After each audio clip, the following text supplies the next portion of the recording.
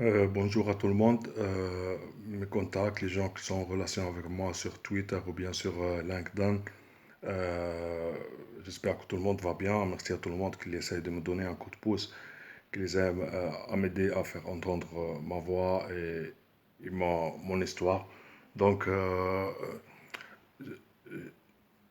vais vous donner quelques indices sur ce que j'ai dit dans l'autre vidéo parce que je ne veux pas dériver sur mon histoire personnelle et principale avec des petites choses de Maltese à ces organisations de Z humanitaire, entre parenthèses, ou bien de Caritas, ou bien de Croix-Rouge. Et vous pouvez voir sur le parcours asile, sur mon document, ces gens-là. Donc, j'étais ici attaqué, provoqué plusieurs fois par ces gens-là, principalement par les agents de sécurité, les personnels de cette organisation qu'ils disent humanitaire, par leurs espions qu'ils font réfugiés. La première fois, c'était avec un agent de sécurité qu'il m'accuse que moi, je ne laisse pas fouiller mes affaires quand je rentre du magasin, tout ça parce qu'il m'accuse qu'il m'a humilié, il m'a insulté, tout ça, et j'ai réclamé ça, et c'était pas pris en considération.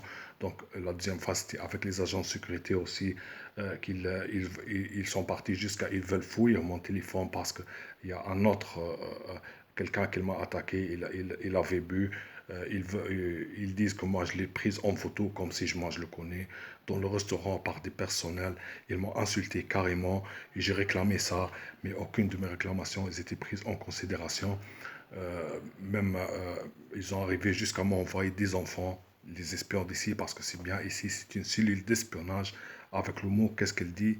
C'est une cellule d'espionnage. Ils m'ont envoyé des enfants de 5 6 ans, où j'ai réclamé encore. Ils veulent casser mon téléphone, des enfants de 5 6 ans, euh, 19 heures le soir. Il fait 3 degrés, ils sont venus comme ça et je suis réclamé à la réception, mais aucune de mes plaintes n'était prise en considération. Il y a quelques plaintes que j'arrivais à le faire enregistrer vocalement parce qu'on ne sait pas ces gens, je ne sais pas ces gens où est-ce qu'ils veulent arriver exactement. Donc ils sont arrivés, même les agents de sécurité, de rentrer dans les toilettes où je fumais une cigarette. Je le reconnais, je fume dans les toilettes. Nous ne sommes pas dans un hôtel 5 étoiles. Quand même, nous sommes dans une organisation des réfugiés, tout ça. Donc, je reconnais, ils ont rentré dans les toilettes. Même aujourd'hui, il y a une demi-heure, ils ont amené quelqu'un dans la chambre. Il a fait exprès, il a rentré, il a mis son verre, son verre sale où il y a des choses comme ça, des brosses à dents et tout. Il a mis sur mes papiers des interviews, tout ça. Même l'interview, les gens, ils font une seule fois. Moi, je les faisais une fois. Après, ils m'ont donné autre rendez-vous parce que le traducteur, qu'ils étaient tunisien ou bien algérien, je me doute bien que c'était tunisien, qu'il dit qu'il a un rendez-vous à l'hôpital, il ne peut pas continuer. Donc, il m'a donné autre rendez-vous. Et le rendez-vous encore, c'était encore pour le 27 parce qu'il y avait le coronavirus. Donc, tout ce que je peux vous dire que je suis dans un endroit où des gens vraiment malhonnêtes, j'aime bien savoir pour quelles raisons ils font ça, qui est derrière ces gens-là. Dans mon inconscient, je sais bien qui est derrière eux, mais j'aime bien qu'ils me considèrent comme moi, je porte plainte, nous sommes sur les papiers. Normalement, nous sommes dans une organisation qu'elle a un statut judiciaire. Ça veut dire je connais mes droits, je connais bien mes droits, mais j'ai des devoirs aussi. Si je veux porter plainte, j'ai le droit de porter plainte. Mais c'est ce qu'ils font ici, c'est trop, trop malin. Et je ne veux pas dire des mots qui se retournent contre moi. Il ne met même pas des gens qui parlent français. On dirait la langue française, elle n'est pas considérée ici en Europe. Partout dans tous les pays ou dans les organisations comme ça, la dernière obstacle qu'il te met, il te dit on ne parle pas français. C'est comme si le français, je ne sais pas, c'était la langue de Molière, c'était comme une langue avec le respect de toutes les religions et toutes les races, comme une langue de Soudan, par exemple, ou une langue de l'Inde, ou une langue inconnue carrément. Ils te disent la dernière chose, si je veux porter plainte, ils disent dans la réception, on ne parle pas français. Donc, je suis attaqué principalement par les agents de sécurité de cette organisation qui n'arrête pas à me provoquer. Couramment, il me fait un stress chronique. Il essaie que je perde contrôle.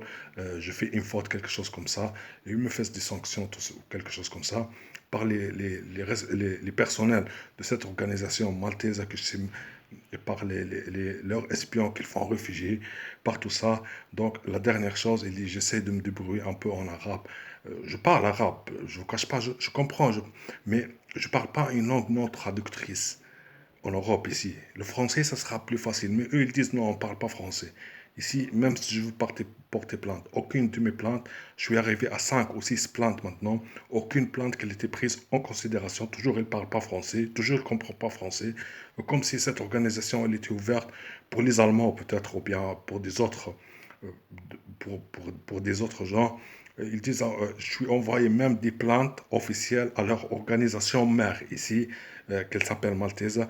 Je les ai dit, je suis provoqué par vos agents, dites à vos agents qu'ils se calment, je suis pas...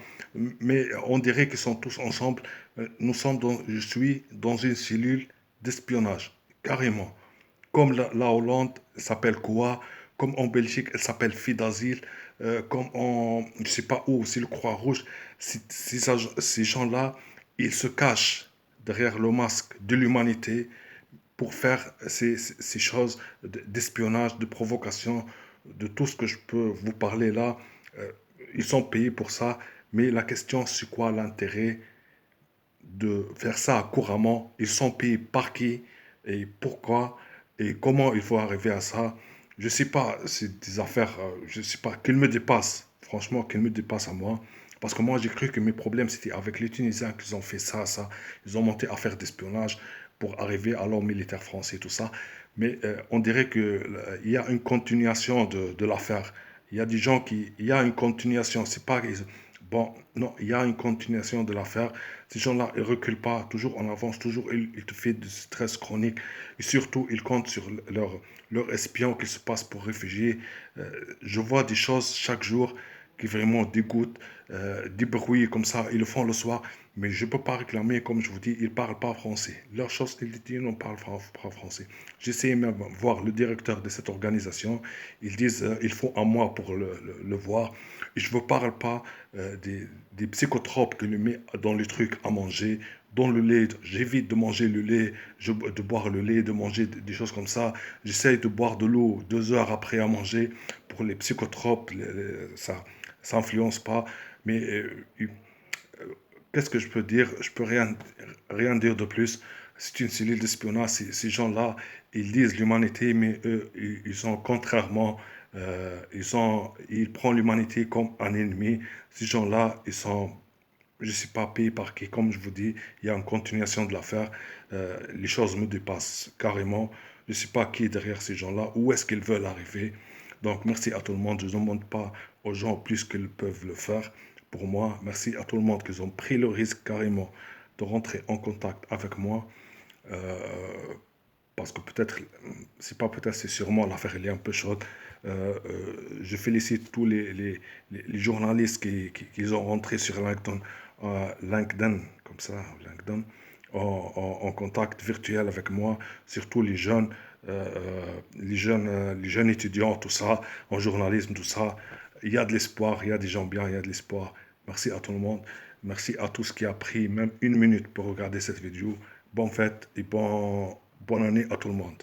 Merci.